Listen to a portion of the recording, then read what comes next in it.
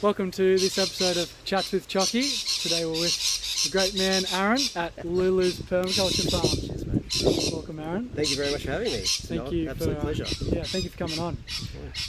So the reason I wanted to come out here and do a podcast and a bit of a walkthrough is just I find so much inspiration out at this farm or It's a permaculture farm. It's a permaculture farm. Yeah. So yeah, just to give a bit more of awareness on permaculture and what it means and how it works, and just from Aaron's perspective. So yeah, give us a little rundown, Aaron, if you can, on you and what brought you into permaculture. And Yeah, that's a good question.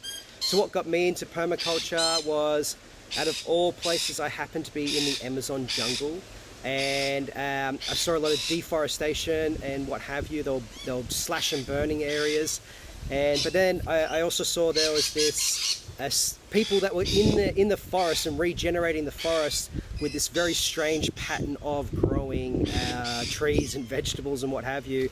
And I asked one of the guys there, I said, what on earth is this? And they said, this is permaculture, and this is permaculture design. And as soon as someone said that word permaculture, I was just like, bang, the stars aligned and clicked me in. And that became my new reality. I needed to find out more. I think it was always, when I was a kid, I always really wanted to design, do a bit of architecture and create a much more better and harmonious world. And they said, if you ever want to learn more about it, speak to a guy called Geoff Lawton. And he's like a really world-renowned permaculturalist.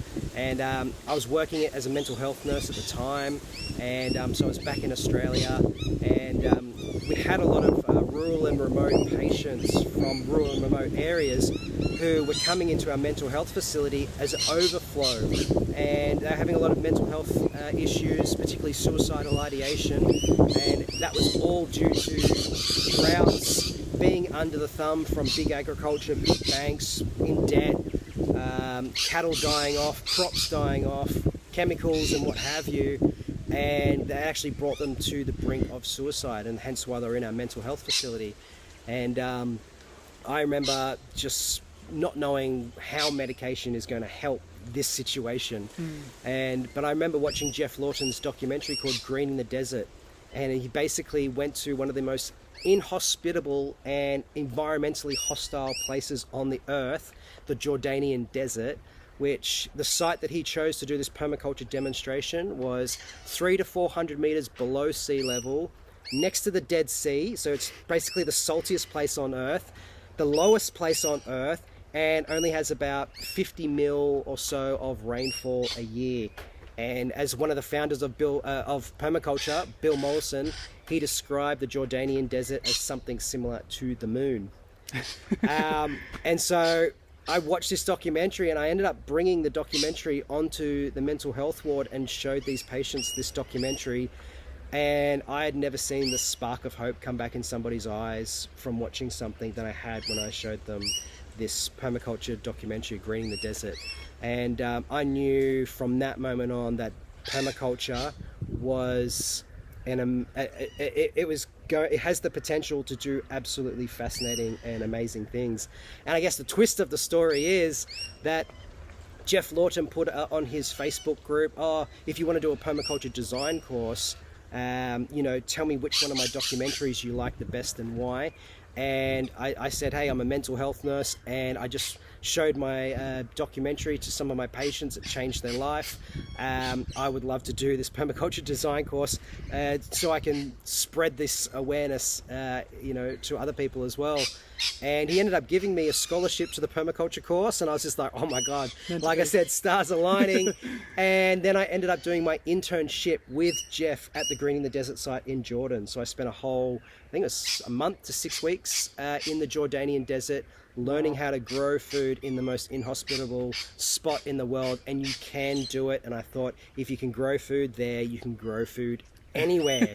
Hence why my mum, myself, my wife, my 2 children, we all live on Lulu's Perch Permaculture Farm on the Sunshine Coast, and we just love to teach permaculture and do amazing things on the farm and live off the land. So that's a little bit about me. In a nutshell. In a nutshell, yeah. No, it is truly an amazing space here. It really opens you up to the possibilities of just going back to nature.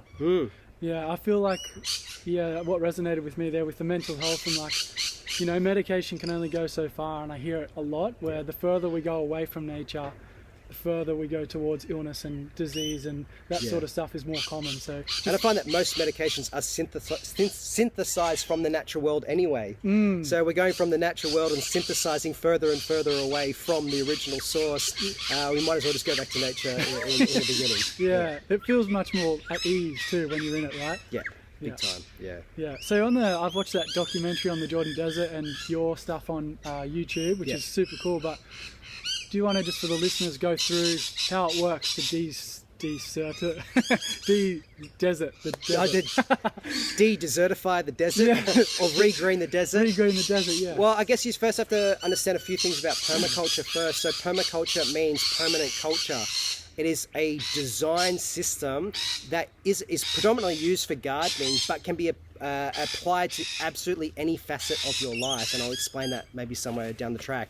So the permaculture has 3 ethics: earth care, people care, fair share. They seem very simple, but if they were so simple, we wouldn't be in some of the situations that humanity finds itself in. So really 3 simple ethics: earth care, people care, fair share.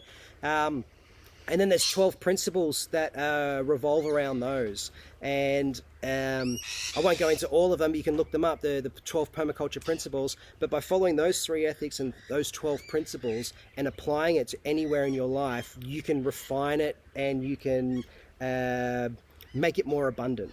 And so when you apply that to the Jordanian desert, you go, okay, let's see what's going on here in the Jordanian desert. High salt quantity in the soil itself. Soil, I use in inverted commas.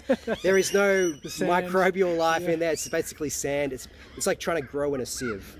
Try to hold water in a sieve, and that's the Jordanian desert. So it's extremely salty. So we can try to impose these plants from the Sunshine Coast in the Jordanian desert, and it's not going to work.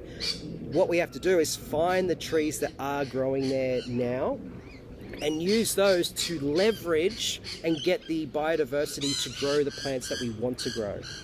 So what they did was they used a lot of trees that suck salt out of the soil. So they used tamarisk.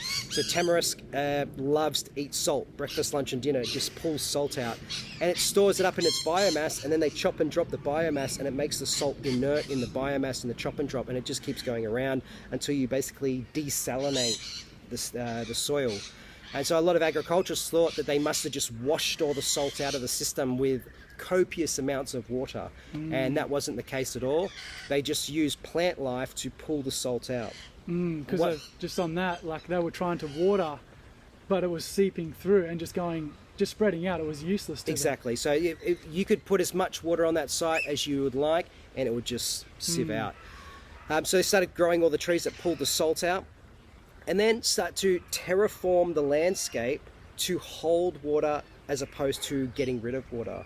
So a lot of the time in Australia, we're in a drought continent, yet we have transplanted a European water management model on our continent. And that in Europe, they have so much rainfall that's like, get rid of it. Drains that go down to the creek, drains that go out to the ocean, rivers that go out, get rid of the water.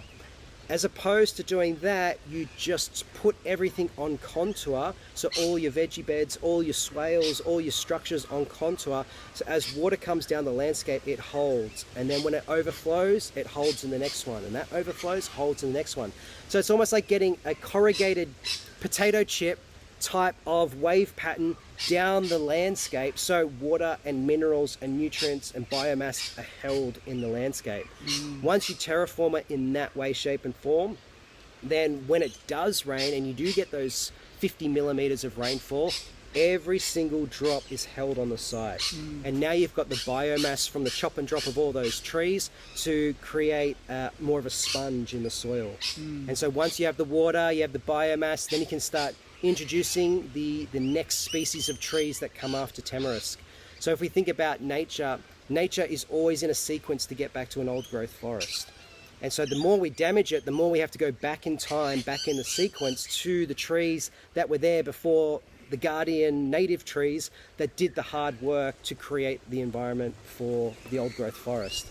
And so a lot of the time we spend huge amounts of time, money, and energy killing those plants. You know, there are certain organizations that go out en masse in the Australian bushland and they spray the weed species. The weed species are just the beginning sequence of plants to get back to old growth forest. And so when you understand that nature is trying to communicate to us through this language of sequence, you just need to know how to work with the sequence to get back to where you want to be much faster. And that's permaculture in a nutshell. Yeah.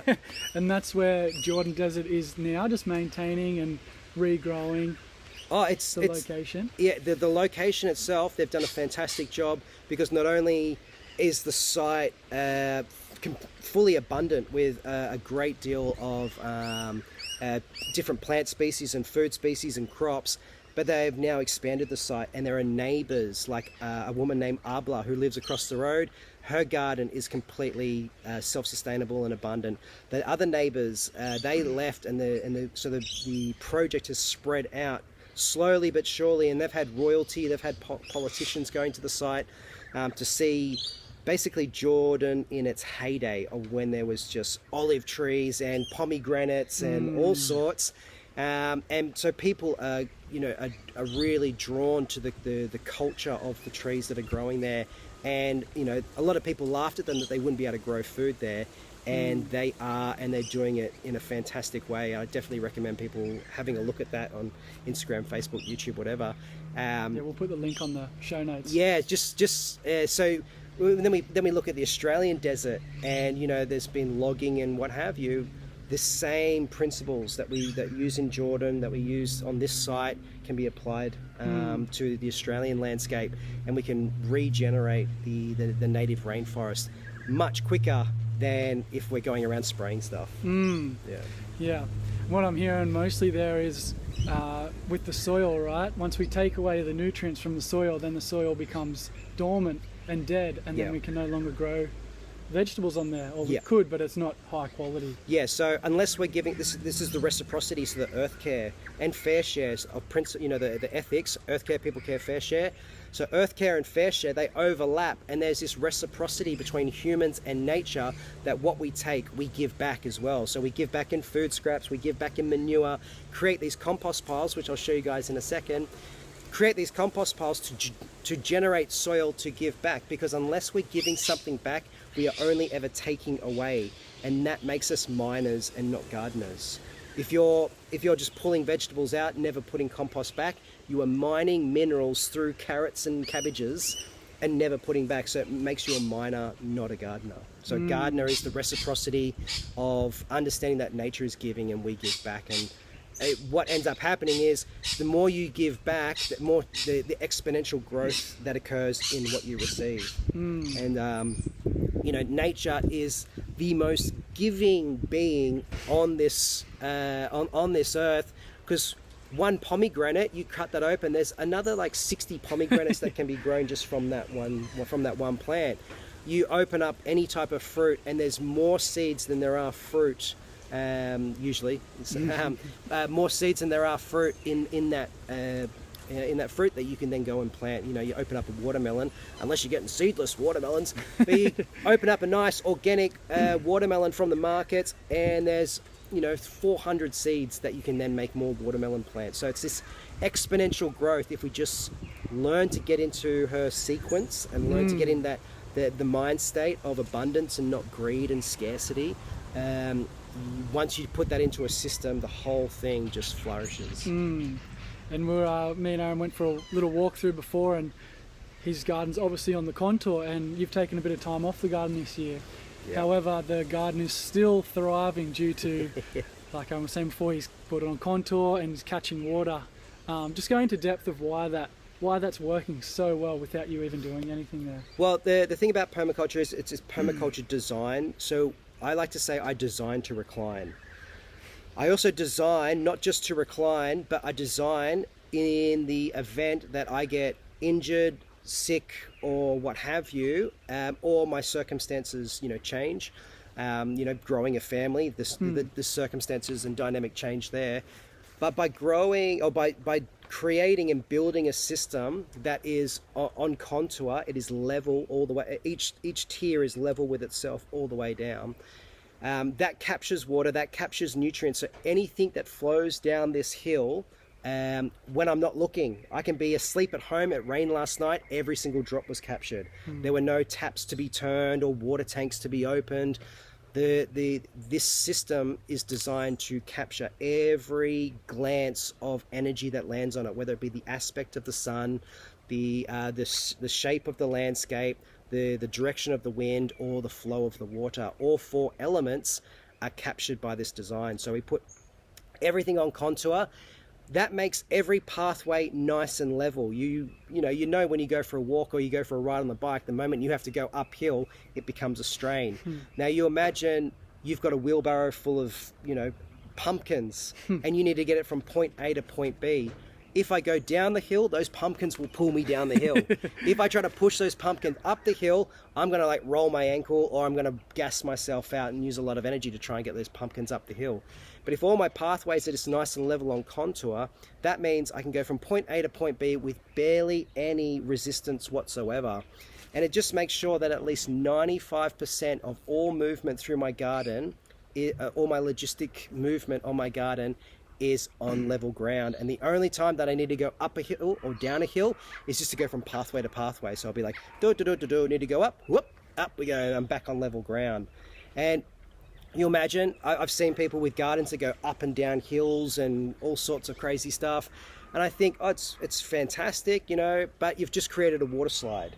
So all of your water and minerals are just going to turn into a water slide and just get, blown out the bottom. And if you need to push a wheelbarrow up that hill, yeah, good luck. Oh, you just rolled your ankle, or you just hurt yourself in jiu-jitsu or what have you. Good luck doing anything in that garden. And so when I need to chop and drop stuff, I literally just walk on a level pathway with my shears and just go cha-da-da-da-da, and everything just gets chopped and dropped and falls into a wheelbarrow. I push it out. And so the way that the system is designed is I design to recline. Yeah, beautiful. One thing I think we were talking about a while back was when there was floods here in the Noosa Sunshine Coast area. Aaron's property did not flood, and all the ones around, right? From the cover crop. We did have a fig tree that popped a concrete slab that sent a watercourse running into our split level. So my wife and I, we woke up in this much water on the ground. It was a really odd sensation. But in terms of the flood levels coming up to us, no, that didn't happen. But I think what's really important to understand is that we did not add to the floods, because our property captures all the rainfall that lands on it in what's called swale trenches, and all of our pathways are essentially water harvesting pathways as well. That we held on to hundreds of thousands of litres in our landscape before we even let a trickle go down into the town below. And so, a lot of the properties around us, they don't have very good water management tactics or anything, in the way of holding on to water. So when water comes down the hill, there are no trees, it's just grass, nothing stops it. It goes into the creek overflows, the town overflows, and then you get a flood. But if everyone was holding water in the landscape, there would be no torrential floodwaters that would come down into the town. And all that water that gets held into the landscape percolates through the topsoil and just trickles under the ground, rehydrating every single blade of grass, every single tree and plant, all the way down to the tree line at the creek, where it pops out like a little aquifer, like a little spring, and just gently feeds into the creek and keeps the creek a yearly creek as opposed to a seasonal flooding creek. And so by holding water in the landscape, we create water flow, we re-engage the water cycle and hold on to that water throughout the year, as opposed to just rain, flash, flood, boom, gone. And then it's all out gone out into Noosa Heads, and you're surfing in these murky, brown barrels, sticks and all sorts. That's topsoil from farmers further down in the water catchment. So if we're holding on to all that water, all those minerals, all that topsoil, there's no erosion, it all hold on to everything in the landscape, and then none of it goes out into the oceans, and where we will never get that for millennia. It's gone. Once it goes out there, it's gone. Yeah. Yeah, it's a pretty important life cycle, and just studying soil, even looking at it, not only does it capture more carbon, but like you said, the water, also the nutrients for the plants, and then it pays off because walking past your front door earlier, you see these pumpkins that are, if you're on video, they're this big, like at least 300 mil wide. Yeah, they're massive. Talk to us about nutrients in permaculture and why it's so much more than commercial farming. Yeah, well, if you think soil health is plant health is human health. So when we look at human health or we look at plant health and we're trying to, put chemicals or medications in, it all goes back to soil. I think we really underestimate how important soil is. And I can't wait to crack open a compost pile and show you guys what soil looks like. But soil is so important because it just holds it's alive. Like you were talking about before, when things go dead, it becomes inert, and all the mineral properties, they've lost all their magnetic life force energy. Soil is an amazing, it's an organism. It is the digestive system of the plant kingdom. It is this organism that turns physical matter back into soil to then be reused to grow more vegetables and more fruit. And so it has so many amazing properties, whether it be the microorganisms, whether it be the mycorrhizal fungi. So if you've ever seen the documentary by Paul Stamets called Fantastic Fungi. Fungus, it has the potential to save humanity, and I can go into that a little bit later if you want to ask. Fungus is the future. I won't go into it now, but you got fungus, you got microorganisms. It holds minerals, it holds water, and it is the life force energy for absolutely everything that you see in our culture. We depend on soil and topsoil. So by all our permaculture practices are specifically designed to generate soil as passively and as actively as we can. So passively, in the contour system, my pathways are generating compost as we speak. Actively, I'm building compost piles. I've got a 800 litre worm farm made out of an old IBC container, which I can show you in a second. But yeah, I'm actively making compost, and I'm also passively making compost. But both of them, whether it be active or passively, require very minimal energy input from me. So to feed a worm farm, I just have to not finish all of my dinner and I just scrape it in. Oh, I'm not hungry, I don't want to eat my potato peels or what have you. My daughter doesn't want to eat her broccoli stems. In they go, we feed them to the worms, and away we go again. So I'm not having to invest a whole great deal of time, money and energy to create soil and buy soil and import this and that. Everything's here. I grow plants specifically to create compost with. So we use nitrogen fixing plants that mine, this is their job, they mine nitrogen from the atmosphere and the soil. They store it in their biomass, and all I need to do is just come by with like a machete or some shears or some secateurs and just go chop it all down, put it around a fruit tree, and then that's it. All of those minerals that you would buy in bags from certain agricultural stores and tools, tool shops, you can grow for free, and I'm actually surrounded by them right now. I got ice cream beans, I've got popcorn cassias, I've got Tipuana tipus, I've got lakinas. They are all just mining nitrogen as we speak. I got birds, I got parrots and lorikeets eating from my lakina tree right now. Like it's generating life. They're mining nitrogen, and once or twice a year I come by with some sharp instruments and just go chop, chop, chop, chop, chop, chop, chop, and put all that biomass around my fruit trees, and I've done all the composting for the rest of the year. Just like that. It seems like we've gone to the long way around things, right? Yeah.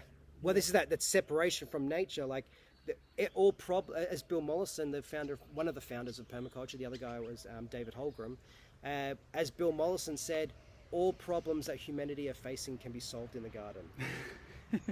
And nature is a 2 billion year old research and development lab that learned how to fly before we did, learned how to breathe underwater before we did. Let's use biomimicry to see how nature does things, use the biomimicry, so we mimic the biological functions of this planet and incorporate it into our lifestyle, our technology, and what have you. So for instance, biomimicry, some really good examples of it, the Tokyo maglev trains, you know, the ones that go like 500, 600 kilometers an hour. They didn't know what type of frontage to put on the front of the train, the most aerodynamic shape. And so they eventually gave up and looked to nature, and they found that the kingfisher bird could penetrate the water and get a fish without losing any velocity or any speed. So they took the shape of the kingfisher beak, put it on the front of their train, and it allowed their trains to just zip around Japan with little to no air resistance. Wow.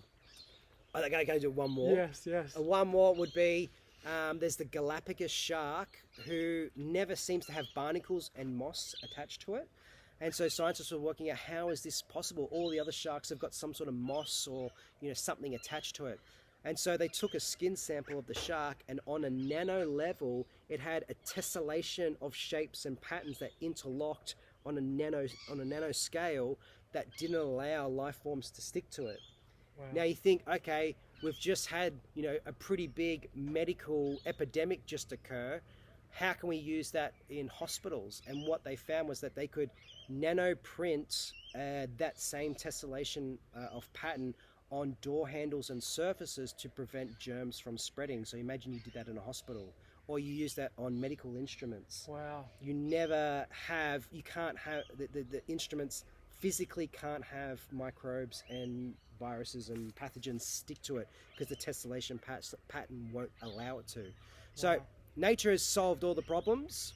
We just need to understand her language and work out how to use her solutions, slight plagiarism, to use her solutions to help solve the problems that we're facing in humanity. Yeah. Just on that Tokyo train, I think how they drew the path. Oh, that's a good. Now we might as well get into fungi. Yes. Please. So this is where fungus is the future.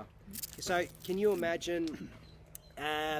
Tokyo wanted to make the maglev train system, and they spent billions of dollars with engineers, surveyors and builders and what have you to try to find the quickest route for all these train stations to connect. And they ended up doing it, but it took them many years and billions of dollars to do it. And then along came a mycologist, so someone who studies fungi, and he said, I think I can do this a lot quicker.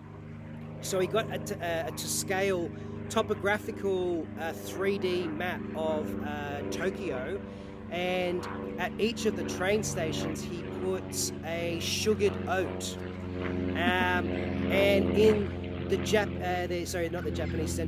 the Tokyo Central Station, he put a pile of sugared oats on that station, and then he inoculated it with mycelium fungus.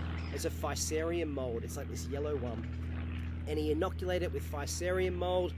They left, they came back, and like 24 hours later, this Fusarium mold had sent out its tendrils to find more sugared oats. Once it had found all the sugared oats, it edited itself and redefined itself to make the most energy efficient pathways between all of the sugared oats. And it was very similar to the one that the engineers had done, but this guy spent 79 cents of sugared oats and 24 hours and did what took many, many years and billions of dollars for humans to do. So just by one person understanding that nature can teach us a lot, it would have saved us a lot of time, money, and energy. And that's what permaculture is all about. It's beautiful, isn't it? Oh, it's incredible. Beautifully simple, but yeah, I guess we get distracted by our thinking, you know, overdoing. Yeah, we're thinkers. Yeah. We're big thinkers. Usually the less thinking, the better. And I think it all comes back to the heart center and our intention of what it is that we're doing things for.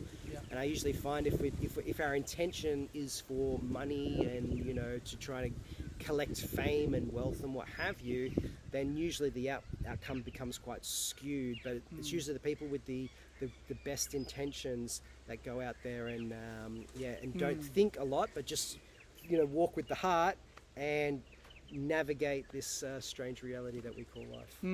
Yeah, very strange, Yeah, eh? One question that when I get chatting to people about permaculture is, how can we grow enough food for everyone this way? And my answer is usually, well, we throw out 3/4 of the food we grow, or half, or something like that. So yeah, if you could explain a bit on that topic, that would be awesome. Yeah, so, well, let's look at what food that we're actually we're buying. So if we're talking about soil and the food that we're buying, we grow vegetables in very, very poor soils in our agriculture system. It's all chemically grown with NPK, nitrogen, phosphorus, and potassium. It's basically like a water-soluble powder that they just spray across the landscape and makes things grow fast and look green, but that's it. There's no mineral content.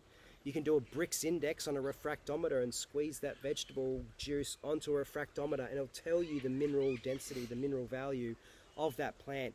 And all the times that we've done it in our courses, all the vegetables are subpar poor. Like, they don't even, some of them barely even register. So we're actually growing crunchy water. So if we were to price our vegetables based on the mineral content that those vegetables have, you could basically walk into any supermarket, fill your trolley, and flip them a 20-cent coin and go, I'm paying for what I'm getting. So to grow food for a great, mass of people, it's not that hard to do. It would be you could use all the machinery and all the technology that we have for regular agriculture and just apply it to a permaculture setting. There wouldn't be a great shift. There'd be a bit of shift in the practices and how you move across the land and how much room is designated to water and mineral harvesting and capturing. But people say that we have an overpopulation problem. We do not have an overpopulation. We have an underpopulation of permaculturalists. Yeah, 100%. We're only using like a ridiculously small amount of landmass on this planet.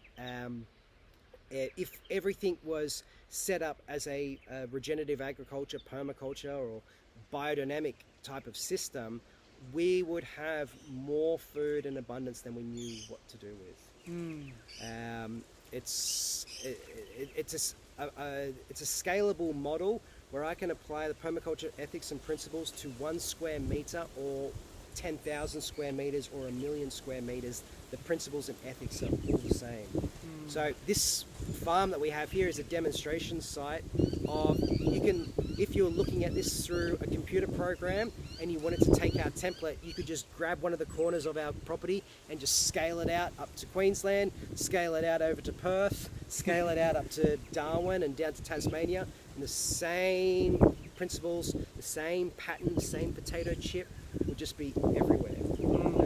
And there's more jobs and employment in that than you could shake a stick at. Like, you imagine how many people you would need to employ, and that's the whole employment sector covered. You would have, I even spoke to my friend Will, who runs Dig In Health, and he does a lot of stuff with veterans. And we were talking about how, people who have been to war and people who have learned all these military skills, like when they come back into society, sometimes they struggle to fit in. What do I do with these skill sets? People who are driving tanks can very easily be converted over to driving different types of machinery to function in a permaculture system. People that do earthworks, you need dam builders, you need engineers, you need people on the ground. You could be dropping seed bombing with planes over the top of entire fields, as they do in Kenya. So they put all different types of nitrogen fixing seeds into clay balls. Wow. And they fly planes over desertified areas, and they drop desert hardy nitrogen fixers in clay balls across that topography. Wow. And the first time that it rains, the clay melts, the seeds are in a compost little ball, and they all sprout, and you can regreen entire sections of the planet just by doing that. So it's just a matter of, will we? And I'm quite happy, just doing it on my property and teaching other people how to do it. But I think humanity has to, come to a point where they go, how do we fix this?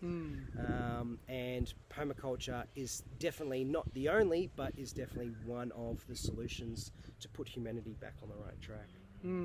I think the conversion would mean change for a lot of old farmers, and that's the scariest part of it, right? People don't like to change and adapt, but it's inevitable. But what they don't, I have spoken to a lot of farmers, and it's like, well, it's hard to change things because my father's has always done it like this. There's this intergenerational trauma on the land that, the person who's in charge of the property now may be afraid, maybe don't want to be the laughing stock of the other farmers who they hang out with.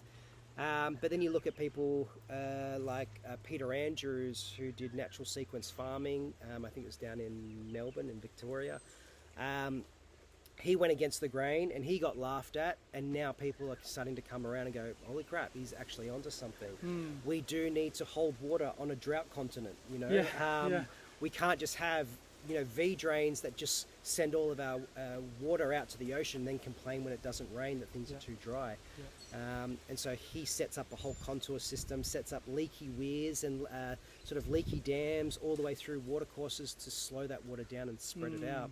There is a little bit of resistance from intergenerational farmers, because they have always done things a certain way, but what they won't tell you is that their profits and quality of growth are diminishing over that time. So it's not like their crops are getting better and better every single generation, because that would be, oh, that's great, you must be doing something right. No, we're getting to the point where I was receiving farmers in the mental health ward, wanting to take their own life because they couldn't deal with the stresses, and rightly so. The stresses were so heavy environmentally, financially, and what have you, that it is tough. So that's why just watching something like the Green in the Desert site might get them thinking, hang on, we've got the machinery to do all this. Let's just recalibrate our way of thinking and give it a shot. Even just put 1 acre aside and go, let's just give it a shot on this. Our crazy experiment, and they'll quickly see results, and they go, hang on, why don't we just drag the corner of that there and drag the corner of that template there and do it over the whole farm, and then all of a sudden, So baby steps. Same as anything, right? Any journey, sometimes we look at the big picture and think, no, it's too much. But just look at the next thing you have to do, and that might be just looking at where the sun comes up and goes down, right? Exactly. I mean, just doing a little site analysis, standing out on your block of land, seeing where the sun comes up on the shortest day and the longest day, and finding out the solar pathways, which way this beautiful wind is coming from, how much rainfall you get and where the water flows on the property, and just think to yourself, how can I hold on to all of that?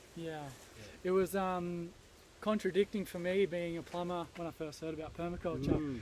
The old style was you catch the water, you drain it into the dam or the tank that's below the hill, and then you pump it back up.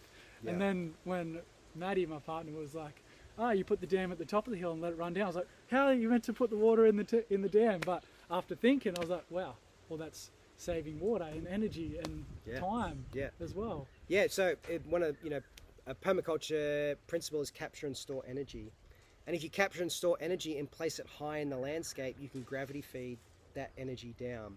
So whether I put all my compost piles higher up above my garden, so when it does rain, anything that leaches out just goes directly into my garden. Into your contour lines. Into the contour lines. And then if you had to hold all your water tanks and your dams up high, then all it is a matter of turning a little handle on a lock pipe, and you can flood irrigate your whole system from above. There's no pumps, hardly any moving parts, and it's a very, very sensible way of doing things, as opposed to storing all your water at the bottom of the property and then pumping it up and then having to call the plumber in when the pump's not working. It's not cheap. Exactly. So it's just about flipping things on their head a little bit, looking at things upside down. As opposed to all of our down pipes going out onto the street, why don't we just turn them back into our gardens and little bio retention areas, and hold that water on our property, and you'll start to see things begin to flourish very quickly once you just make a few tweaks. One thing I really like about this place too is where me and Aaron are sitting, if you're watching the video, is a round table. And you educate kids here, you're adults on permaculture. Just explain the round table. Well, this is called a seating circle. And it was built, well, it was designed by a couple of people from the Living Classroom, but particularly there's two co-founders that I was working with, Daniel Dayton and Aaron Sorensen, and they were the founders of the Living Classroom project, which I was part of for quite a while. But the seating circle is flipping things on their head. I was teaching in classrooms, and a lot of the classrooms were just in rows and grids. And so that's a very industrialist model for teaching kids. You basically put them on conveyor belts, in this metric grid. And so if one kid steps out of line and moves their head, the teacher can see it and go, "Little Billy, what are you doing there?" And he's like, "Oh." And it's the same model that they use for a lot of prisons, these sort of keep people in order, keep people in line. Which is a very industrialized, old school way of generating workers, but not thinkers, and not problem solvers. And so once rethinking the classroom model, what is a way in which there is no front of the class where kids can dominate, there is no back of the class where kids can hide and muck around, and there is no sort of middle ground where kids are being pulled to and fro, the front and the back, and it's a bit of a calamity. What's the shape in which every kid is equal, every kid can be seen, and every kid can be heard? And that is a seating circle, which works absolutely fantastically, because even in those formative years of when kids are learning to interact with each other, if you're staring at the back of the head of the kid in front of you, that's not a conversation. When we're talking, you're seeing the facial expressions of the person who's speaking. Everyone can see each other, and there is this there's a lot of body language going on and what have you, that kids need to learn about. So by sitting in a circle like this, you can have a demonstration in the middle and every kid can see it, or every student can see it, as opposed to there being a demonstration at the front and there's kids at the back going, "I can't see," and then they're all of a sudden they're off task and mucking around because they can't see. So I think the education model, if you put that through the permaculture design process, you would get a completely different education model. If you put the healthcare system through the permaculture design process, you would get a completely different healthcare system. You can put any system, the financial system, put it through the permaculture design process. The permaculture design process is this like machine or this birthing canal where you put an idea at the top. It goes through all the ethics and principles and gets refined and reshaped and then gets put on the display table at the bottom and says, is this a good outcome? And you look at it and go, "I like this." You implement it, you get the feedback, you apply self-regulation, you go, "You know what, I want to refine it more." And you just drop it in through the top. It goes through the refining process again and comes out at the bottom, and it gets more and more refined. So you can do it for a workout prep, or a timetable for your meal preps, or you can do it for an education system or a healthcare system. Whatever it is, you can build websites using the permaculture design process. We predominantly use it for gardening, but it's permanent culture, not permanent agriculture as a lot of people think. It's permanent culture. So anything that's cultural, you just put through the little birthing canal and it comes out in a more refined form at the bottom. And that's what was done with the classroom. How do we reinvent the classroom? We create this beautiful seating circle with recycled materials, hardwood timber. Nice spot that overlooks the garden. I can see the volcanic mountains. It's just the perfect spot for people to meet, gather, express ideas, come up with a solution as a group of people, and then go out into the world and implement it. Yeah, you can feel that even when you're sitting in the round circle. You don't feel like you're talking to the back of someone's head, or you're bouncing off like conversation off the person beside you, and it feels more engaging. So yeah, I can definitely see that. Yeah, you can imagine like a group of people meet here and you put the lump of an idea in the middle. It's all unrefined, and each person's each person's idea as it goes around is like laser cutting what's happening in the middle, building the pile, just building the pile and just laser cutting it and sculpting it, and it's just like, is everyone in agreement that we've just created something beautiful? yes, Yeah. let's go out and use it. Yeah. Yeah. Yeah, it's cool. I would have to say it is watching my daughter walk through this system that my wife and I have built. Yeah. I've got a wife and a son. Sorry, wife and a son. I got a daughter and a son, in which my wife and I, we take into the garden, and my young daughter, she's at the stage now, she's 2, where she can start to identify plants.